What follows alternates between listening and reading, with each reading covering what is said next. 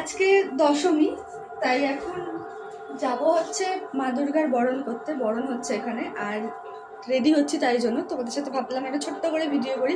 আর যে শাড়িটা দেখছো, শাড়িটা হচ্ছে আমার শাশুড়ি মায়ের শাড়ি। দেখো কি সুন্দর, আমার তো এত পছন্দ। এই শাড়িটা উনি একটা বারের জন্য পরতে পারেননি, তো এই শাড়িটাই পরলাম। তার সাথে একটা ছোট্ট করে একটা জুয়েলারি না পরলেই নয়, তাই সেই জুয়েলারিটা। তো এখন এই যে আমার রেডি হওয়া মানে তো জানোই, খুব একটা বেশি কিছু আমার পছন্দ হয় না, তো সেই কারণে এই যে জাস্ট এটুকুই।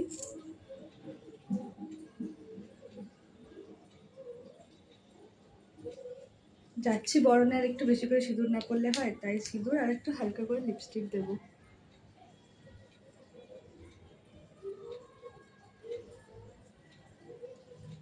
ব্যাস আমার সাজগোজ রেডি।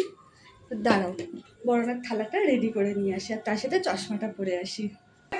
এই যে রেডি হয়ে গেছে, তো চলো ঠাকুরটা বরণ করতে যাই। যখন বরণ করতে গিয়েছিলাম তখন ভিডিও ক্লিপ নেওয়া হয়নি, তাই ছবি দিয়েই তোমাদের সাথে বরণের মুহূর্তটা একটু শেয়ার করলাম। তো চলে এসেছি একদম বরণ করে সিঁদুর খেলে। তো এই হচ্ছে আমার অবস্থা, মানে এটুকুই যা মজা হয় সিঁদুর খেলতে গেলে, তাই না?